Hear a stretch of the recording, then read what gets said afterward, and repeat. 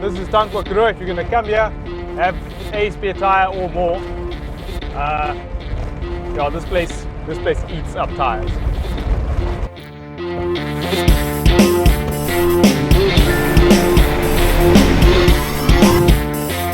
The Tankwa Karoo National Park is located on the border of the Northern and Western Cape provinces. It's about a 320-kilometer drive by road from Cape Town. The nearest towns are Calvinia to the north, which is about 100 kilometers away by road, and Sutherland to the east, which is much closer, but still about 100 kilometers by road.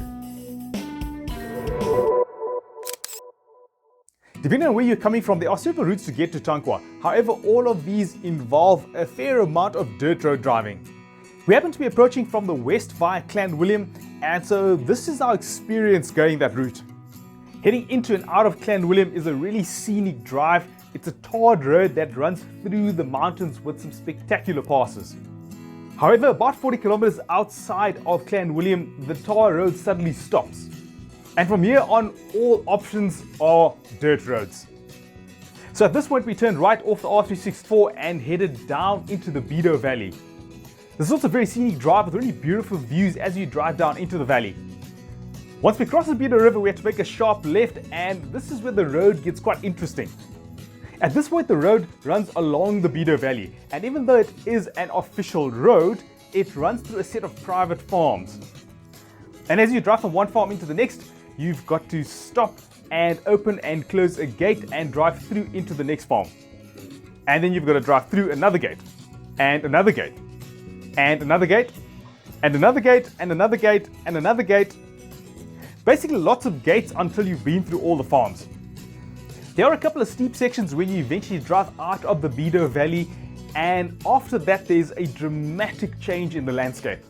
After winding through the river valley, you're suddenly in these immense flat plains. The driving here is much quicker and it's very scenic, but in a totally different way to being in the valleys. As you get closer to Tankwa, the likelihood of a stone piercing one of your tires increases, and the area is quite well known for this. So within just a couple of minutes of getting onto the R355, we lost one of our rear tires. At this point, we should have already been driving a bit slower, or actually a lot slower, but we were running late, so we were trying to make that time up. So from here on, we're just going to take it easy, drive slowly, try and stay sort of in the well-trodden part of the road. Hopefully that's the secret. I don't know what the secret is. So after quite an eventful day, we eventually arrived at Tankwa just as the last light was fading over the horizon. Tankwa is located in quite an arid area with mostly low rainfall in the low-lying areas of the park. As a result, the vegetation is generally quite short, with the exception of a few trees in the areas where there's a bit of water, but mostly it's quite open plains with relatively short vegetation and quite long vistas along those plains. There are several large species of wildlife in the park. This includes, for example, springbok and eland. However, they're very sparsely populated, so you'll generally see these off in the distance and you won't get a lot of interaction with the larger wildlife. This is not a Big Five park, and with the exception of a couple of black-backed jackals, we did not see any predators. There are, however, numerous species of birds and reptiles. We were really fortunate to see a black spitting cobra. This is something I've never seen before, and we got a bit of footage of that, so I'm going to do a separate little episode on that special sighting. If you enjoy birding, which I do, then there are numerous species of birds. I wouldn't say that the birds are prolific, but they're definitely something to look out for. There are also several species of scorpion, so if you're going to be staying in the park, then I think you should definitely look out for this at night and make sure that you wear closed shoes just as a precaution. The park has various accommodation options, including camping and chalets. There's also a private lodge called Ganega Lodge. We stayed at Langkloof campsite, and I'll do a separate episode on the campsite review. Unlike many other parks, the gates at Tankwa are not manned, and you have to drive a fair distance from the gate to the reception. There's a single reception office, and that is for the entire Tankwa Karoo National Park.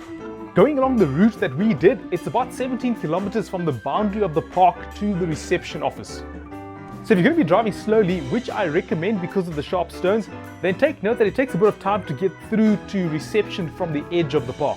This is not your run-of-the-mill road trip. The road itself is in pretty good condition, and we have done it once before with our Nissan Lavina, although I would not recommend that. I would recommend that you have a vehicle with high clearance and of course ideally a 4x4 and all-wheel drive if you have one. You don't specifically need four-wheel drive, however there are a couple of river crossings where you need some clearance, and we had some hair-raising moments there with the Nissan Lavina. Office hours are from 7:30 a.m. to 5 p.m. with the exception of Sunday where it's 10 a.m. to 4 p.m. Also take note though that on Fridays the office is open until 9 p.m. which is to give late arrivals a bit of time to get to the park, especially given its relatively distant location. On our first trip to the park with our Nissan Lavina we lost a tyre, and on this trip as well we lost another tyre. So this is because there are some fairly sharp fragments of stone on the road and those can cut through your tyre rubber. I have no idea how you prevent that, and if you have some clues or some tips then please leave a comment below. I'd love to hear from you what your solution is to prevent yourselves from getting a puncture when you're driving through Tankwa.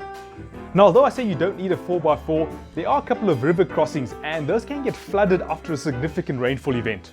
This is especially the case in the Langkloof area, and we did get caught in a bit of a rainstorm while we were there. If you're coming to Tankwa, you've got to bring almost everything that you require with you. There isn't a stocked shop at the reception area, and most of the towns are a fair drive away if you need to go and get supplies. According to Sand Parks, there is diesel at reception, however we didn't confirm that because we didn't need to fill up. They can also do basic tyre repairs. You can also drive to Gannaga Lodge, which is within the park, and there's a restaurant there as well as a pub, so you can get drinks and food and that sort of thing. Other than that, you're in for quite a significant drive to Sutherland or Calvinia or Clanwilliam. So for me, Tankwa is not about the wildlife really. There isn't a lot of wildlife to see. It's more about the really beautiful mountain vistas that are there, as well as the feeling of solitude. I think if herds of wildlife are your thing, then this is probably not the national park for you. However, if you like doing something unique and being on this unique journey to get to Tankwa as well, and being in what is quite a remote place with very few people that are driving around the park and so on, then I think this is a really great place to come. I think you've got to be the sort of person that enjoys that kind of solitude and being out in nature. So I hope you enjoyed this episode and found it informative. If you're heading through to Tankwa, then maybe try this route if you're feeling a bit adventurous. However, look out for those tyre shredding stones along the way. Leave a comment below. If you haven't subscribed, please do subscribe. And until the next episode, go everywhere, see everything, have a great time.